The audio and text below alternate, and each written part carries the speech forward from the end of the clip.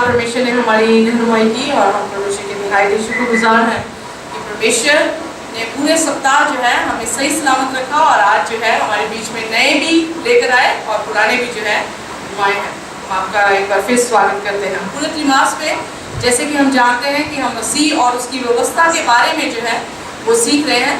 अगर आपके पास बाइबल है तो आप कृपया अपनी बाइबल्स को खोल लें, क्योंकि जल्दी से हर हवाला जो है हम सीखेंगे जो बाइबल में पाया जाता है। आज हमारा लेसन है लेसन नंबर 11।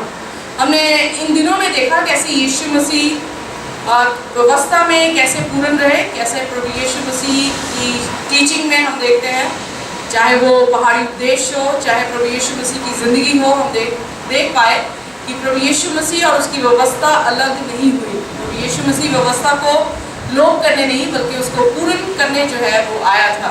आज हम देखेंगे यीशु मसीह के जाने के बाद क्या उसकी व्यवस्था उसके शागिर्दों के पास या उसके प्रेरितों के पास वैसे ही रही कि नहीं रही, उसके बारे में आज हम चर्चा करेंगे।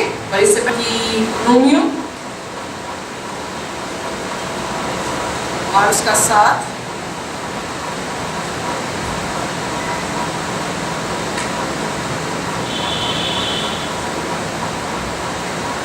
और उसका 12वां वचन।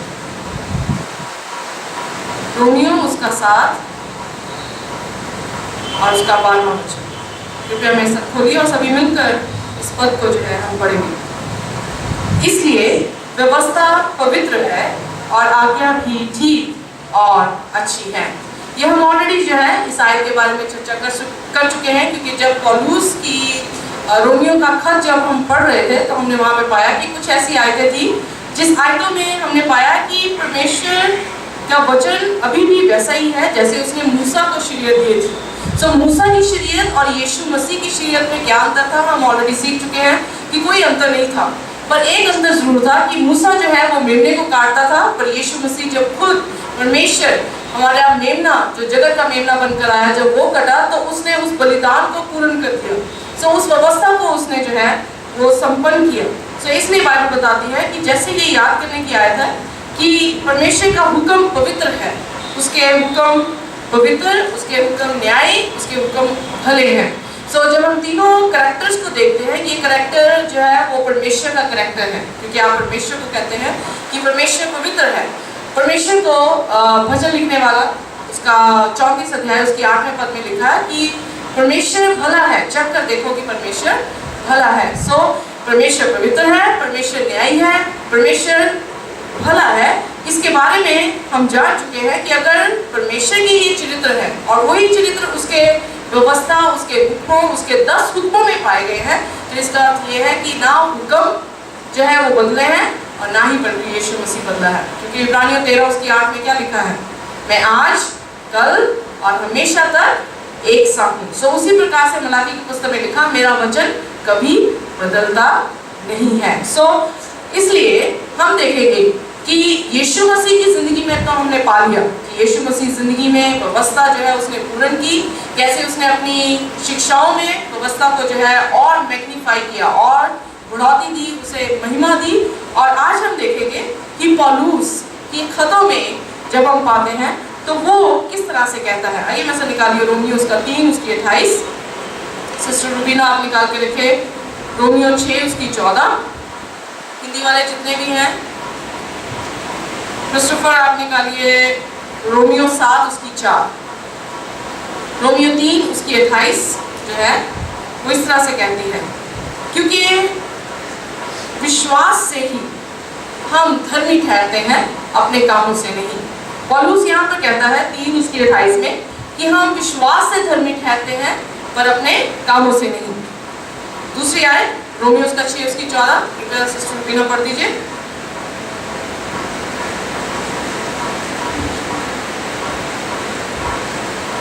For sin shall not have dominion over you, for you are not under the law, but under grace। यहाँ पर हम देखते हैं कि परमेश्वर का वचन पौलुस कहता है कि तुम परमेश्वर के अनुग्रह के नीचे हो, पर उसके हुक्मों के या उसकी व्यवस्था के नीचे नहीं। फिर एक और आयत आती है, उसमें लिखा है रोमियो 7 और उसकी 4 में। कोई भी जन हिंदी में पढ़ दे, रोमियो 7 और उसकी 4। वैसे मेरे भाइयों, क्योंकि मसीह एक के द्वारा व्यवस्था के लिए बड़े बड़े दूर कर गए कि उसके दूसरे हो और जो हमारे बड़े दूर ऐसे चिंता ताकि हम करने से ये बनाए। Okay, thank you very much. Christopher, अगर आप आगे आ सकते हैं तो कृपया आगे आ जाए, आगे आ जाए, बाइबल आप पढ़ेंगे। सो हम इस आयत को भी जो है वो देख चुके हैं। जब इन आयतों को हम देखते हैं तो हम पाते हैं कि पौलुस शायद खुदों में ये कहने की कोशिश कर रहा है कि हम अनुग्रह के नीचे हैं, अब व्यवस्था के नीचे नहीं। सो यानी न्यू टेस्टामेंट चर्च को व्यवस्था मानने की जरूरत नहीं, बल्कि अब न्यू टेस्टामेंट चर्च जो है वो अनुग्रह के नीचे है। हम जब एक ही आयत को देखते हैं, इन आयतों को सिर्फ ऐसे ही खोल के अगर पढ़ लें तो हमें ऐसे ही महसूस होगा कि व्यवस्था मानने की जरूरत नहीं, हम तो अनुग्रह के नीचे हैं। पर पौलुस जो है ये नहीं कह रहा कि हम व्यवस्था को ना माने, बल्कि उनकी पहली आयत, इससे पहले कि वो ये आयत लिखता, उससे पहले वो क्या लिखता है, आइए मैं सब खोलिए। ऑलरेडी हमने इसकी चर्चा कर चुके हैं। रोमियो 3 उसका 31, रोमियो 6 उसकी 15। मैं 3 उसका 31 पढ़ती हूँ, क्रिस्टोफर आप 6 उसकी 15 निकाल के रखें। यहाँ पे लिखा, क्या फिर हम व्यवस्था, अगर व्यवस्था से नहीं विश्वास से बचाए गए हैं, तो क्या फिर हम व्यवस्था को छोड़ दें या व्यवस्था को ना माने? तो फिर वो बोलता है कदापि नहीं। सो जब हम व्यवस्था से बचाए तो नहीं जाते, अनुग्रह से बचाए जाते हैं, तो इसका मतलब क्या है कि हम व्यवस्था को तोड़ दें? तो पौलुस कहता है कि व्यवस्था को नहीं तोड़ना। अगर वो ये कहता है कि हम अनुग्रह के नीचे हैं और व्यवस्था के नीचे हैं, नीचे नहीं, इसका अर्थ ये नहीं है कि वो ये कहने की कोशिश कर रहा है कि व्यवस्था को छोड़ दिया जाए और अब अनुग्रह में आप जीते जाएं। वेल, अगर आप किसी तरह से गाड़ी चलाते हुए आपका चालान हो जाए, जब आपका चालान होता है और आप उसका भुगतान कर देते हैं, तो भुगतान करने के बाद क्या आप दोबारा उस कानून को तोड़ना वाजिब समझते हैं कि नहीं समझते? नहीं समझते। ग्रेस क्या है, अनुग्रह क्या है? अनुग्रह ये है कि आप इस काबिल नहीं थे कि आप दोबारा परमेश्वर से मुलाकात कर सकते, और जो सेंटेंस, जो मौत आप पर लागू हुई है, उस मौत को परमेश्वर ने अपने अनुग्रह के वसीले से हमसे दूर कर दिया है। इसका अर्थ ये नहीं बनता कि जिस कारण हम पापी बने थे, अब दोबारा हम फिर पापी जो है वो बन जाए। Are you with me? समझ आ रही? Alright? हमने 2-3 हफ्ते जो है इसकी ऑलरेडी चर्चा जो है वो की है। सो इसलिए अनुग्रह का अर्थ ये नहीं कि आप अनुग्रह को अपने पाँव पर रौंदते हुए परमेश्वर की व्यवस्था को तोड़ते चले जाएं। अनुग्रह का अर्थ ये है, अब आप क्षमा पा चुके हैं, अब आपके पास ये तरीका या एक रास्ता आपके लिए खुल चुका है कि आप दोबारा धर्मी बन सकते हैं। आप पापी थे, अब आपको पाप से मुक्त करके परमेश्वर ने ये मौका दिया है कि आप धार्मिकता को ग्रहण कर सकते हैं। जब हम धार्मिकता को ग्रहण करते हैं, इसका अर्थ ये नहीं कि हम व्यवस्था को तोड़कर धार्मिकता को ग्रहण करेंगे। यस, जैसे आप बोला आज्ञा को मानने की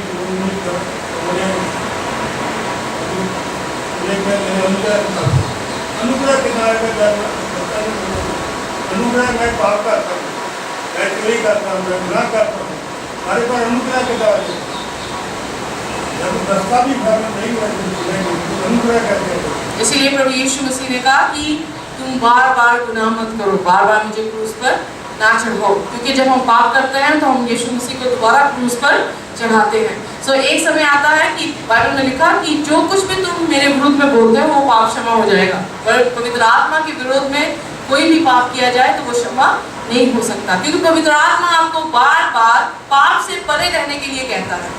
पर आप जब नहीं मानते उसे, तो फिर अनुग्रह वो कार्य नहीं कर पाता। जैसे अंकल ने कहा कि जब अनुग्रह है तो आप व्यवस्था को तोड़ ही नहीं सकते, क्योंकि जब आप व्यवस्था को तोड़ रहे हैं तो फिर अनुग्रह रहा कहाँ? राइट? सो अनुग्रह तभी है परमेश्वर का मिलता कि एक सेकेंड चांस है कि हम परमेश्वर के साथ साथ जो है वो चल सके। अगर आप ध्यान दें, उत्पत्ति उसका 17 अध्याय में परमेश्वर अब्राहम को बुलाता है और कहता है कि अब्राहम सिद्ध हो जा और मेरे साथ साथ चल। राइट? अब 99 वर्षीय हो चुका, जब वो 75 वर्षीय था तो प्रभु यीशु मसीह ने उसे उससे बाहर निकाला था।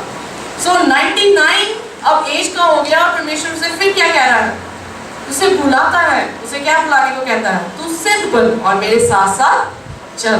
सो इतने साल वो परफेक्टली नहीं चला, इसीलिए यीशु मसीह दोबारा उसे बुलाकर क्या कह रहे हैं कि फिर भी मेरा अनुग्रह काफी है तेरे लिए। इसीलिए पौलुस कहता है उसका अनुग्रह हमारे लिए काफी है। वो अनुग्रह सिर्फ आपको बचाता नहीं है, पर वो अनुग्रह आपको सामर्थ भी देता है कि आप परमेश्वर में धर्मी जो है वो चलते चले जाएं। ऑलराइट, सो गलातियों उसका 5 में लिखा है कि तुम मसीह में चलते, उसके प्रेम में चलते चले जाओ। सो वो प्रेम में चलना कैसे मुमकिन है, ये पौलुस अपने खतों में कहने की कोशिश कर रहा है। हमने ऑलरेडी सीखा रोमियो उसका 6 उसके 6 वचन में कि जब वो कह रहा है कि तुम पहले मनुष्य के साथ यानी यीशु मसीह के देह के साथ मर चुके, अब तुम दूसरे मनुष्य यानी यीशु मसीह जो जिंदा हो गया, जीवता है, उसके साथ अब तुम्हारा मेल हो चुका है।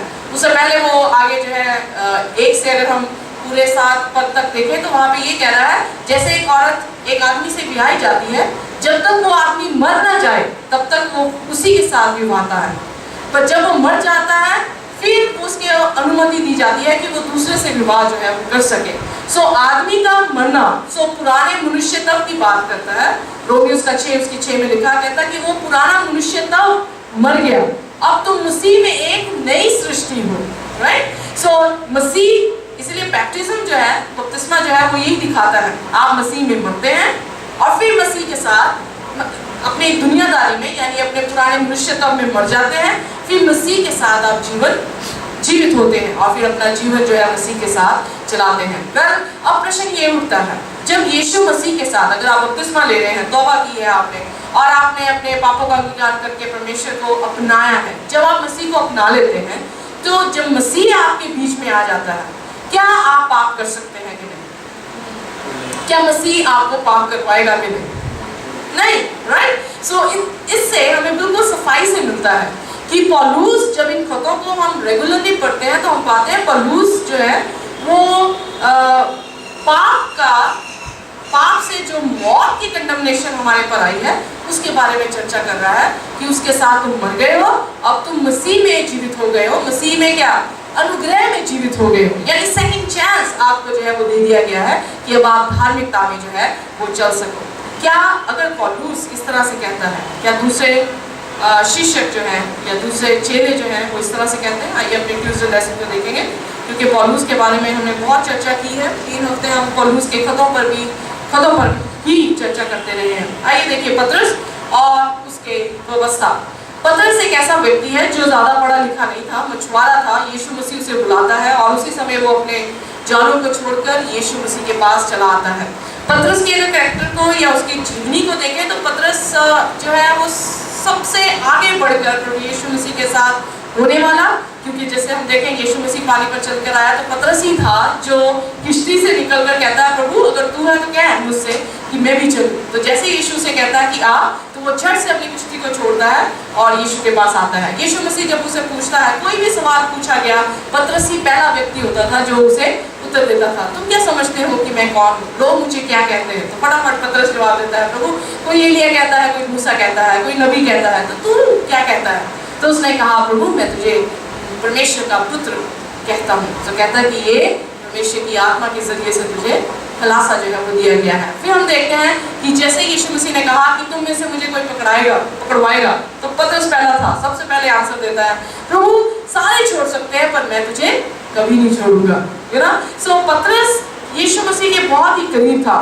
मुझे याद है जब मैं अभी एडवेंटिस्ट नहीं बनी थी और मैं बहुत ही कंफ्यूज थी, और क्योंकि जैसे आपको पता कि मैंने 5 बपतिस्मे ले लिए। कुछ पास्टर्स आते थे वो कुछ कहते थे तो उसके जैसा बपतिस्मा लिया, कुछ आते थे तो उसके जैसा बपतिस्मा लिया। 2 तो बपतिस्मे ऐसे थे जो बचपन में ही हो गए और यू नो कईयों ने झंडों में से निकाल दिया, कईयों ने छिड़काव जो है वो बपतिस्मा दिया। सो जब अब मैं बपतिस्मा पिता पुत्र पवित्र आत्मा के नाम से ले चुकी थी तो एक पासवान आते हैं और वो कहते हैं कि यीशु मसीह के नाम से जो है वो बपतिस्मा लेना चाहिए, क्योंकि यीशु मसीह कह के जरूर गया पिता पुत्र पवित्र आत्मा के नाम से बपतिस्मा लेना, पर प्रेरितों ने जो है वो यीशु मसीह के नाम से उन्हें जो है वो बपतिस्मा दिया। Well, I was confused। मैंने कहा कि प्रभु किसी भी तरह मैं स्वर्ग की बादशाह से बाहर ना रह जाऊं, तो मैंने यीशु मसीह के नाम में भी जो है वो बपतिस्मा ले लिया। So like it's funny thing. पर हम देखते हैं कि उन्होंने यीशु मसीह के नाम से बपतिस्मा उन्हें क्यों दिया? क्योंकि पिता पर विश्वास करते थे, पवित्र आत्मा पर विश्वास करते थे, पर यीशु मसीह को नहीं मानना चाह रहे थे कि यीशु मसीह ही परमेश्वर है। इसलिए वो एम्फसिस यीशु मसीह को दे रहे थे। इसीलिए उसका जी उठना, उसके बनने के बारे में, उसका दफनाने के बारे में पौलुस बार-बार खतों में, पतरस भी बार-बार खतों में यही प्रचार कर रहे हैं कि तुमने यीशु मसीह को मार दिया पर परमेश्वर ने उसे जीवित किया, क्योंकि वो जगत का मेमना था, राइट। सो इसलिए उन्हें यीशु मसीह कहा गया। पर यहाँ पर हम देखते हैं कि व्यवस्था के अकॉर्डिंग, व्यवस्था के आधार पर हम पाते हैं कहीं पर भी कंफ्यूजन आपको नहीं जो है वो महसूस होगी। आइए हमेशा निकालिए प्रेरितों का काम उसका 10 उसकी 9 से या 14 आयत तक पढ़ेंगे। प्रेरितों का काम उसका 10 और उसका 9 से 14। ये एक ऐसा वाक्य है जो प्रेरितों के काम में पाया जाता है, जिसमें काफी समय बीत चुका है कि यीशु मसीह आसमान पर चले गए हैं और उसके बाद जो है परमेश्वर पतरस को दर्शन देता है। जब पतरस को दर्शन देता है तो पतरस से क्या देखने को पाता है? पतरस ये देखने को पाता है कि एक चादर है और चादर पे जो है वो काफी अनक्लीन, अशुद्ध जो है वो जानवर रखे हुए हैं। जब अशुद्ध जानवर वहां पे रखे हैं और परमेश्वर से कहता है इन्हें मार और इन्हें खा, तो पतरस क्या जवाब देता है? क्या जवाब देता है? मैं कोई भी अशुद्ध वस्तु नहीं खाता। राइट। सो उसने परमेश्वर से क्या कहा? उसने कहा परमेश्वर ऐसा कभी भी नहीं हुआ कि मैं व्यवस्था को तोड़ा हो और मैंने किसी अशुद्ध जानवर को खाया हो। सो हम देखते हैं कि पतरस किस व्यवस्था की बात कर रहा है। ये किस व्यवस्था पे आती थी? क्या ये नई व्यवस्था थी कोई जिसके बारे में पतरस बात कर रहा है? कौन सी व्यवस्था है जिसमें ये लिखा हुआ था कि तू अशुद्ध जानवर ना खाना? कहां पर लिखा है? अगर लेवियों की पुस्तक तो आप जाएं उसका 16वें अध्याय में अगर आप आए तो वहां पर 11वां अध्याय, I think not 16, sorry, this must be 11वां अध्याय जो है ये बताता है कि परमेश्वर ने वहां पर इजरायली कौम को ये आज्ञाएं दी कि तुम्हें क्या खाना है और तुम्हें क्या नहीं खाना। सो यहाँ पर हम देखते हैं कि पतरस ने कोई अपनी नई आज्ञा नहीं वहां पर चालू की, बल्कि पतरस उसी पुरानी आज्ञा को जो है परमेश्वर के सामने कहता है कि परमेश्वर मैं उस आज्ञा को नहीं तोड़ सकता जो आज्ञा तुमने पहले दे रखी है। सो इसलिए हम पाते हैं कि पतरस की पत्रियों में भी हम पाते हैं, उसकी जीवनी में भी पाते हैं कि पतरस जो है वो परमेश्वर के साथ रहा। आइए देखिए, एक जन निकाल के रखे हैं पहला पतरस उसका 2 उसकी 9वीं आयत, दूसरा जन निकाल के रखे निर्गमन उसका 19 और उसका 6वां वचन।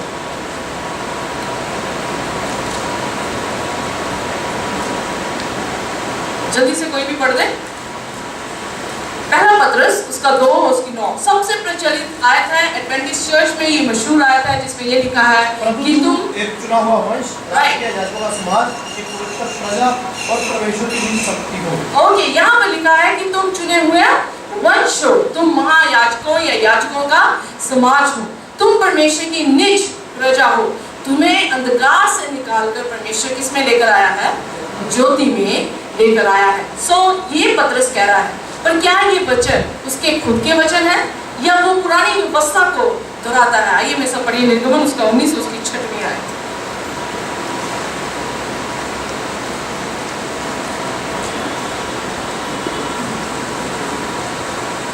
जल्दी से निकालिए निर्गमन उसका 19 और उसका 6वां पद। इससे पहले यीशु मसीह 10 हुक्म मूसा को देते, 20 अध्याय में हम देखते हैं कि निर्गमन 20 अध्याय में यीशु मसीह उसे हाथों से लिखकर और तुम मेरे लिए याजकों का राज्य और पवित्र जाति ठहरोगे, ये बातें तू इसराइलियों से कहना। ऑलराइट, सो यहाँ पर मूसा ऑलरेडी इजरायली कौम को कह चुका था कि तुम क्या हो? परमेश्वर की निज प्रजा हो, तुम याजकों का समाज हो। परमेश्वर ने तुम्हें अंधकार से निकालकर उज्जवल ज्योति में जो है वो लेकर आया है। सो पतरस भी अपनी पत्रियों में यही खत जो है वो लिख रहा है, वो यही दोहरा रहा है कि वो व्यवस्था जो है वो खत्म नहीं हुई। अगर उस व्यवस्था ने आपको निज धन ठहराया है तो अब नई वाचा ने आपको और बढ़कर निज धन जो है वो ठहरा दिया है। क्योंकि उस समय मेमना जो है वो करते थे और मेमना पे विश्वास किया जाता था, पर आज हम किस पर विश्वास करते हैं? परमेश्वर के मेमने पर, जो रूबरू देह में आकर हमारे लिए कुर्बान हुआ और उसने हमारे लिए जान दी। अगर हम ध्यान से देखें, आइए देखिए पहला पतरस उसका 2 और उसका 11वां 12वां वचन। एक जन निकाल के रखे पतरस, पहला पतरस 2 11वां 12वां वचन, और क्रिस्टोफर आप निकालिए दूसरा पत्रस 2 उसका 31 21। हे प्रियो, मैं तुमसे आग्रह करता हूँ कि आप अपने को परदेशी और यात्री जानकर उन शारीरिक वासनाओं से दूर रहो जो आत्मा में युद्ध करती हैं। अन्य यात्रियों के मध्य अपना चाल चलन उत्तम बनाओ, जिससे कि वे जिन बातों में कमी कहकर तुम्हारी निंदा करते हैं, उन्हीं बातों में तुम्हारे बड़े कामों को देखकर न्याय के दिन परमेश्वर की महिमा करें। ओके, यहाँ पर ये जो आयत जो है पत्रस कह रहा है कलीसिया को, वो कहने का क्या अर्थ है? यहाँ अगर आप ध्यान दें तो पत्रस ये कह रहा है कि जो शारीरिक लालसाएं हैं उनसे बढ़कर आत्मा के फल में लेकर आओ।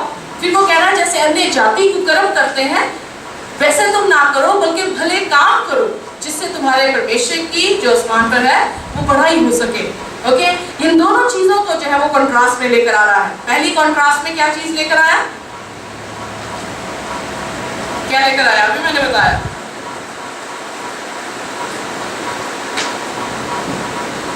नहीं सुना ध्यान से।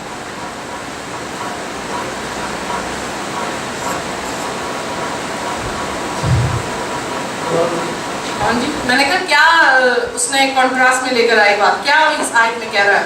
मसीही उत्तरदायित्व की बात कर रहा है। ओके, उत्तरदायित्व की बात कर रहा है मसीह, यानी आप मसीह के बच्चे हैं, इसके बारे में चर्चा कर रहा है। और क्या कह रहा है? कैसा मसीह के बच्चों का चरित्र होना चाहिए? कह रहा है कि शारीरिक लालसाओं में जो है तुम्हारा जीवन ना हो, बल्कि आत्मा के फलों में तुम्हारा जीवन हो। हमने ऑलरेडी देख लिया गलातियों की पुस्तक उसका 5 उसकी 22 या 19 आयत को अगर हम देखें, 19 आयत में हम पाते हैं कि कैसे शारीरिक जो है वो काम है, और 22 आयत से हम शुरू हो जाते हैं कि आत्मा के फल जो है वो क्या है। सो आत्मा के फल परमेश्वर के फल है। आत्मा हमेशा परमेश्वर को जो है वो दिखाता है, क्योंकि यूहन्ना उसका 4 उसकी 24 में लिखा परमेश्वर आत्मा है।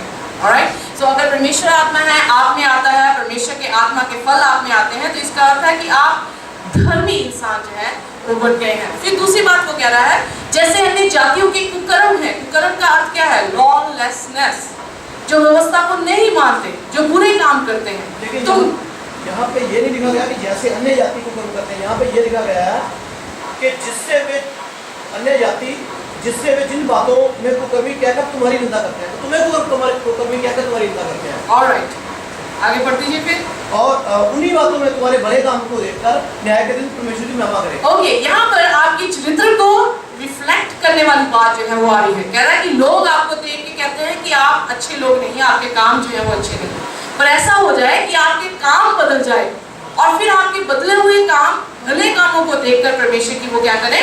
प्रशंसा जो है वो कर सके। आइए निकालिए दूसरा पत्रस उसका 2 उसकी 21 आयत, और एक जन निकाल के रखे दूसरा पत्रस उसका 3 उसका 2 वचन। 2 की 21 3 की 2। उनके लिए उस पवित्र आज्ञा को जानकर जो उन्हें दी गई थी, फिर जाने की अपेक्षा बड़ा होता कि धार्मिकता के मार्ग को ना जानते। ओके, यहाँ पर पत्रस क्या कह रहा है? पहले वो शारीरिक अभिलाषा की बात कर रहा है, फिर उसके बाद उसने भले कामों की बात की। अब दूसरे वचन में या दूसरे अध्याय में हम पाते हैं कि वो क्या कह रहा है? What is saying? यहाँ पे वो कह रहा है कि अगर आपने प्रभु को स्वीकार कर लिया है, उसके बाद फिर जाते हो, दोबारा फिर से अपने वही पुराने कामों में चले जाते हो, इससे अच्छा ये होता है कि तुम प्रभु को जानते ही ना। ओके, एक ये बात कह रहा है। दूसरी बात अंडरलाइन कीजिए, उसने स्पेशली लिखा है होली कमांडमेंट्स।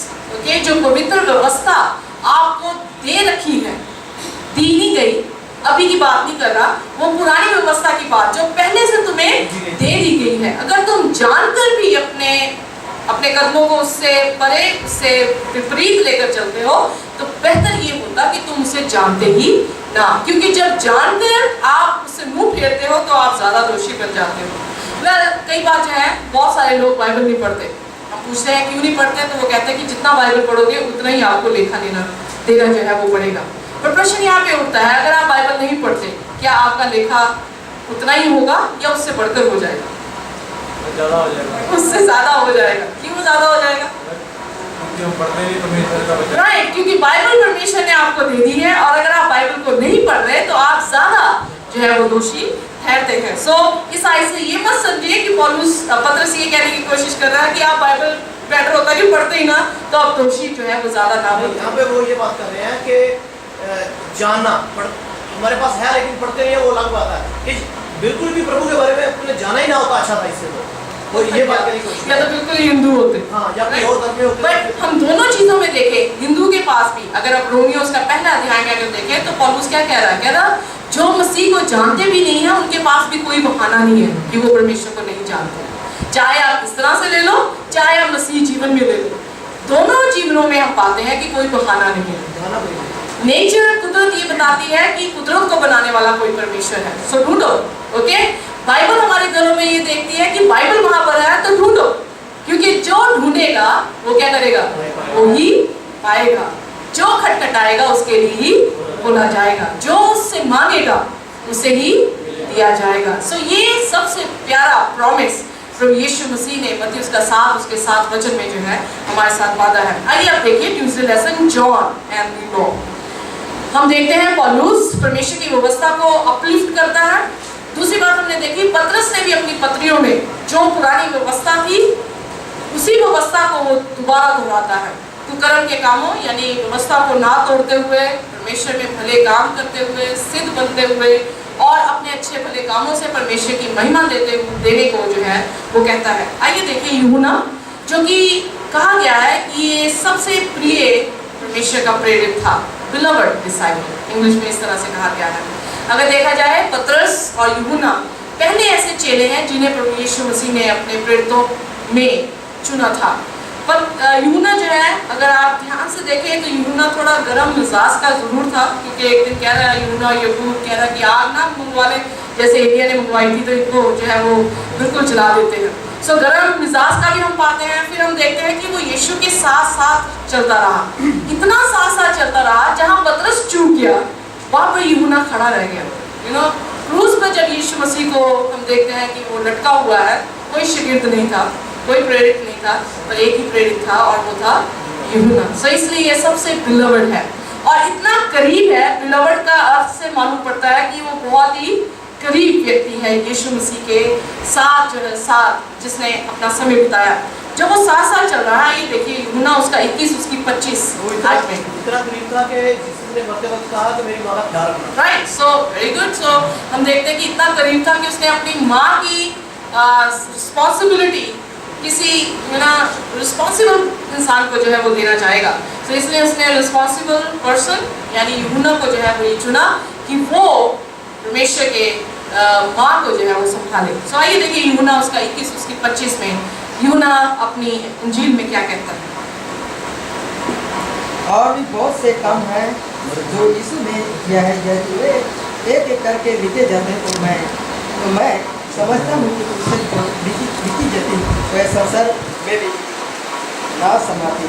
ध्यान से देखिए यहाँ पे यूहन्ना क्या कह रहा है? कह रहा है बहुत सारे काम यीशु मसीह ने किए, सिर्फ 38 मौत से नहीं किए जो बाइबल में यहाँ पर दर्ज है, बल्कि बहुत सारे काम किए। अगर मैं एक एक करके लिख देता तो इतनी बड़ी किताब इस धरती पर हो नहीं सकती थी जो तुम जो है उसे संभाल पाते। सो इतना क्लोजनेस यहाँ पर नजर आती है यूहन्ना और प्रभु यीशु मसीह में कि यूहन्ना एक एक शब्दों को याद करता है कि अगर मैं एक एक चीज़ों को बयान करने लग जाऊँ यीशु मसीह के बारे में, तो इतनी किताब बड़ी कोई नहीं है जो उसे समा सके। So you can see that he was really beloved disciple. हम देख सकते हैं कि वो सचमुच में मसीह का बहुत ही प्रिय जो है वो प्रेरित रहा। उसके पौलुस को हम देखते हैं 13 खत पूरे न्यू टेस्टामेंट में, नए नियम में हम पौलुस के 13 खत पाते हैं। यूहन्ना के खत पौलुस के बाद जो है वो आते हैं। सो फर्स्ट ऑथर जो है न्यू टेस्टामेंट का पौलुस अगर है तो सेकंड ऑथर कौन सा है? यूहन्ना की इंजील उसने लिखी, यूहन्ना के खत उसने लिखे और प्रकाशित वाक्य भी जो है उसी यूहन्ना ने जो है वो लिखी है। सो आइए देखिए यूहन्ना इंजील में 15 अध्याय में 1 से 15 आयत तक, 10 आयत तक हम पढ़ेंगे। जल्दी से पढ़िए अगर किसी ने निकाल रखा है। यूहन्ना उसका 15 अध्याय उसका पहले वचन से हम पढ़ना शुरू करेंगे। इन वचनों में यूहन्ना यीशु मसीह के वचनों को लिख रहा है जो खुद यीशु ने अपने मुंह से, अपनी जुबान से ये शब्द कहे। सच्ची दाने का मैं हूँ और मेरे पिता किसान हैं। प्रत्येक डाली जो मुझ में है और नहीं फलती उसे वह काट डालता है, और प्रत्येक डाली जो फलती है उसे वह छांटता है ताकि और फले। तुम उस वचन के कारण जो मैंने तुमसे कहा है शुद्ध हो चुके हो। तुम मुझ में बने रहो और मैं तुम में। जैसे डाली यदि दाखलता में बनी ना रहे तो अपने आप में मैं फल नहीं सकती। वैसे ही तुम भी यदि मुझ में ना बने रहो तो फल नहीं दे सकते। मैं दाखलता हूँ, तुम डालियाँ हो। जो मुझ में बना रहता है और मैं उसमें, वह बहुत फल फलता है, क्योंकि मुझसे अलग होकर तुम कुछ भी नहीं कर सकते। यदि तुम मुझ में बने ना रहो तो वह डाली की बाती फेंक दिया जाता है और सूख जाता है और लोग उन्हें इकट्ठा करके आग में झोंक देते हैं और वे जल जाती हैं। यदि तुम मुझ में बने रहो और मेरा वचन तुम में बना रहे तो जो चाहो, जो मांगो, वह तुम्हारे लिए हो जाएगा। मेरे पिता की महिमा इसलिए होती है कि तुम बहुत फल लाओ, तभी तो तुम मेरे चेले हो। कहाँ तक पढ़ना? 10 आयत। जैसे पिता ने मुझसे प्रेम किया है, मैंने भी तुमसे प्रेम किया है। मेरे प्रेम में बने रहो। यदि तुम मेरी आज्ञाओं का पालन करोगे तो तुम मेरे प्रेम में बने रहोगे, वैसे ही जैसे मैंने अपने पिता की आज्ञाओं का पालन किया है और उसके प्रेम में बना रहता हूँ। Thank you very much. यहाँ पर हम देखते हैं यीशु मसीह एक दाखलता की बात करता है। सो एक ट्री है, एक पेड़ है, उसमें जो है वो शाखाएं जो है वो लगी हुई हैं। तो वो यहाँ पर अपने आप को दर्शाता है कि मेरे में जो कोई लगा रहेगा वो फल लाएगा।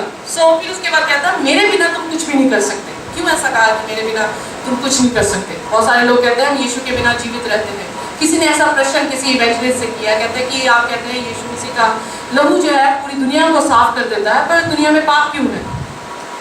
सो यहाँ पर यीशु मसीह जब ये कह रहे हैं कि मेरे बिना तुम कुछ भी नहीं कर सकते, तो याद कीजिए कि सचमुच में हम यीशु के बिना कुछ नहीं कर सकते, क्योंकि हम तो दोषी ठहर चुके हैं। आदम और हवा ने पाप किया, उसकी अंशा से जो भी आया वो सब पापी ठहरे। पर यीशु मसीह का अनुग्रह ये ऐसा हुआ कि जब उसने क्रूस पर जान दी, उसने आपके बदले में जान दी। यही शैतान का दावा हम पर रहता है, ये तो पापी है, इन्हें स्वर्ग की बादशाहत में आप लेके नहीं जा सकते। मूसा जब मरा नीबो पहाड़ में, हम पाते हैं कि मूसा की लोथ को जब मिकाएल उठाने के लिए आया, तो जब उसे वो जिलाने के लिए आया तो शैतान वहां पे पहुंच गया, कहता है इसको नहीं लेकर जा सकता, ये तो पापी है। तो यीशु मसीह, मिकाएल यीशु मसीह का नाम है, और यीशु मसीह उसे कहते हैं कि परमेश्वर तुझे डांटता है। सो परमेश्वर ने उसे क्यों डांटा? और फिर वो चला गया, भाग गया। दावा वो ये करता है कि ये पापी हैं, ये जा नहीं सकते। पर यीशु मसीह क्या कहता है? यीशु मसीह कहता है कि पाप अगर इन्होंने किया है, पाप की मजदूरी अगर मौत है, तो वो मौत मैं लेता हूँ। सेकंड चांस, दोबारा से आपको एक मौका मिलता है कि आप फिर दोबारा से स्वर्ग की बादशाहत में जा सकते हैं। इसलिए यीशु मसीह ने कहा जो मुझ में लगा रहता है, क्योंकि उसी की मौत से हम जिंदगी पाते हैं। जब हम उसकी मौत पर विश्वास करते हैं कि हाँ उसने मेरी मौत को ले लिया, तब आप शैतान के सामने सामना कर सकते हैं और शैतान से कह सकते हो कि अब तेरा कोई भी जोर मेरे पर नहीं है, क्योंकि मैं यीशु के लहू से खरीदा हुआ या खरीदी हुई उसका बेटा या उसकी बेटी हूँ। तो वो क्या होता है? उसी समय वो भाग जाता है। सो जब आप धुतकारेंगे इस कॉन्फिडेंस से, इस निडरता से कि पर यीशु मसीह ने आपका मोल चुका लिया है और आप अब आजाद हैं, आप यीशु मसीह के साथ चल रहे हैं, तो शैतान आपके सामने बिल्कुल भी खड़ा नहीं रहता। सो यहाँ पर उसने कहा मेरे बिना तुम कुछ नहीं कर सकते, क्योंकि हम तो पापी हैं। यीशु की ग्रेस, इसके अनुग्रह के कारण हम दोबारा से जिंदगी को पा सकते हैं। फिर वो कहता है जैसे मैंने पिता की आज्ञा को माना, तुम भी मेरी आज्ञा को मानो, तुम मेरे प्रेम में बने रहते हो। सो आज्ञा, प्रेम, उसका फल आना और उसमें बने रहना, ये चारों चीजें जो है एक समान है, एक के बाद एक जो है।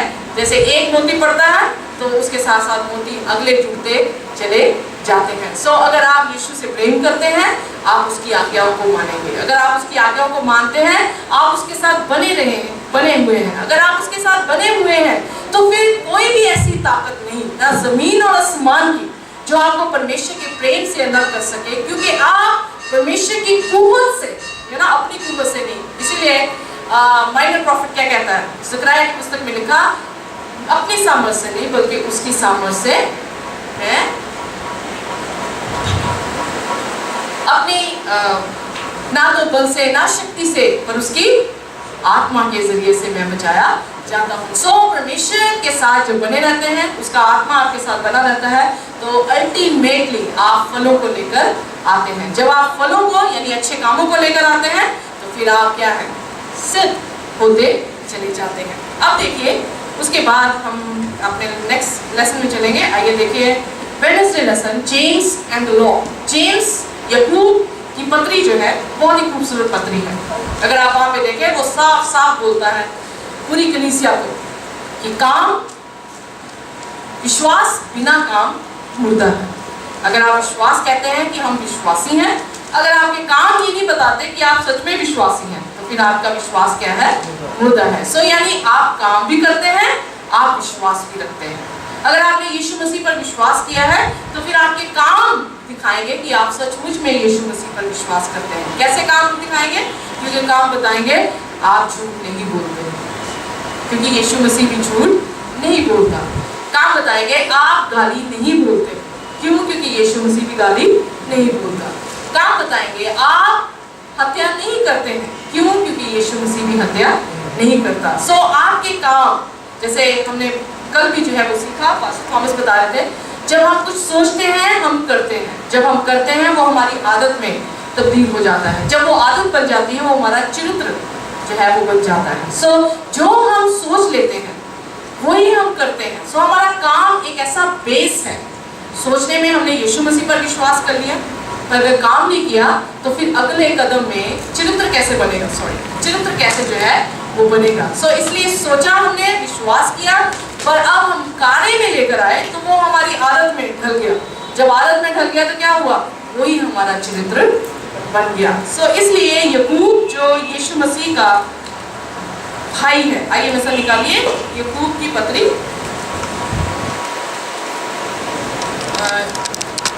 याकूब की पत्री उसका दूसरा और उसका, अगर आप सारा पढ़ेंगे तो इट्स टू लॉन्ग। मैंने ऑलरेडी इसका सारांश जो है आपके सामने कर दिया है कि जैसे इब्राहिम की वो उदाहरण दे रहा है, कह रहा है इब्राहिम विश्वास से जो है वो बचाया गया, पर क्या उसके काम बुरे थे? क्या उसके कामों ने ये बताया कि वो विश्वास से बचाया गया? जब उसे कहा गया कि इसहाक को जाके चढ़ा, उसने विश्वास किया, पर उसके काम थे चढ़ाने के, राइट। नूह को ये कहा गया कि विश्वास से जो है वो आर्क बना, क्या उसके कामों ने दर्शाया कि वो विश्वास कर रहा है? उस समय कभी भी मी जो है या मे कभी बरसा नहीं था। सब विश्वास करना नामुमकिन थी, इसीलिए सभी लोग उस पर हंस रहे थे, ठट्टा उड़ा रहे थे, ये बूढ़ा क्या डेजर्ट में रेगिस्तान में जहाज बना रहा है, यहाँ पे पानी कैसे आएगा, है ना?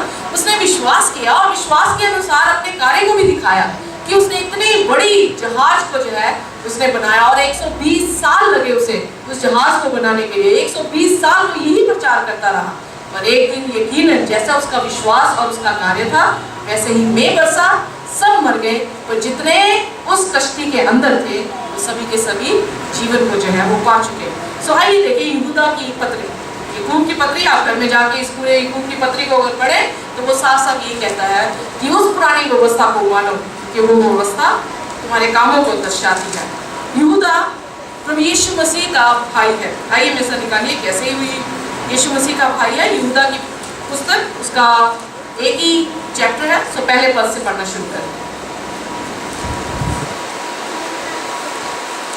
प्रकाशित वाक्य से पहले ये छोटी सी पुस्तक है यहूदा, सो आप उसे निकालिए, उसका एक ही अध्याय है, उसके पहले पद से हम पढ़ना शुरू करेंगे। यीशु मसीह के दास और याकूब के भाई यहूदा की ओर से उन भाई लोगों के नाम वे परमेश्वर पिता में प्रिय तथा यीशु मसीह के लिए सुरक्षित हैं, तुम्हें दया, शांति, प्रेम बहुतायत से प्राप्त होता रहे। ओके, यहाँ पर हम देखते हैं यहूदा याकूब का भाई है, राइट?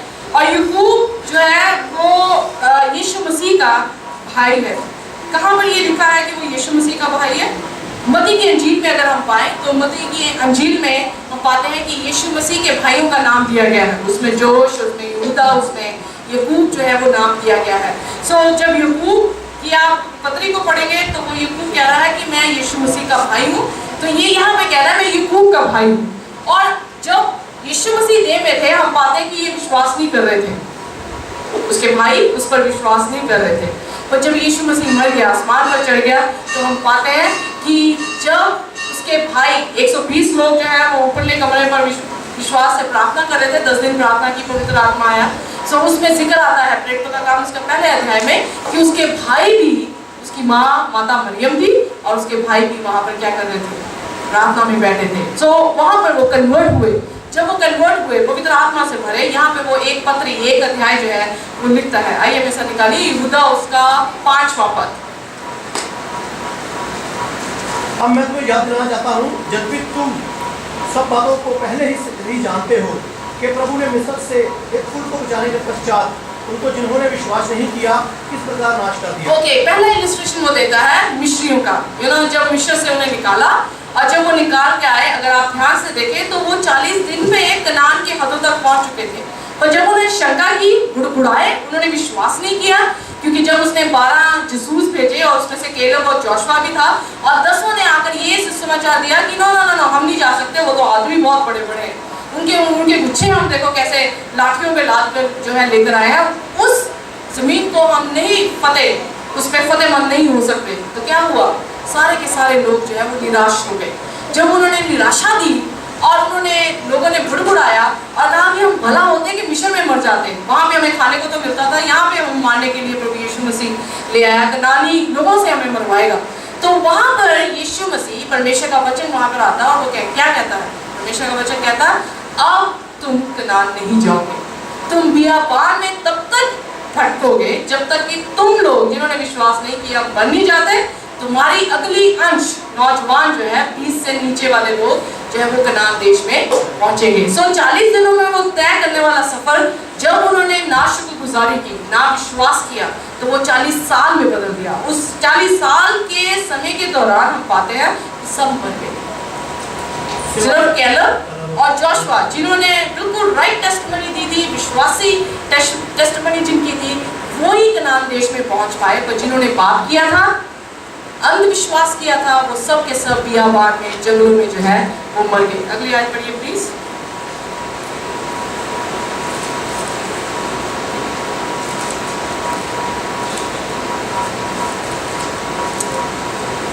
और जिन स्वर्गदूतों ने अपने पद को स्थिर न रखकर अपने निज निवास को छोड़ दिया, इसलिए उनको अनंत बंदरों में जकड़कर भीषण दिन के न्याय के लिए अंधकार में रखा। किसके बारे में कह रहा है, कौन से स्वर्गीय दूत थे जिन्होंने अपने निवास स्थान को छोड़ दिया?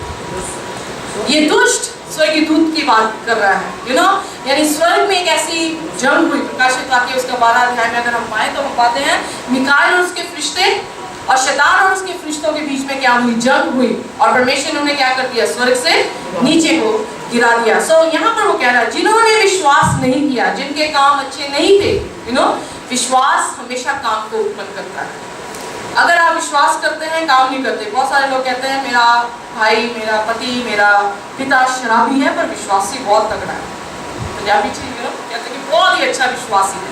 क्या ये विश्वास है? अगर आप शराब पी रहे हैं और अगर आप विश्वास करते हैं, मैं पूछती हूँ क्या ये विश्वास है? नहीं, ये विश्वास नहीं हो सकता। ये गलत शिक्षा है जो दुष्ट ने आपके दिमाग में डाल दी है, जो अपने कामों से आप बचने की कोशिश कर रहे हैं।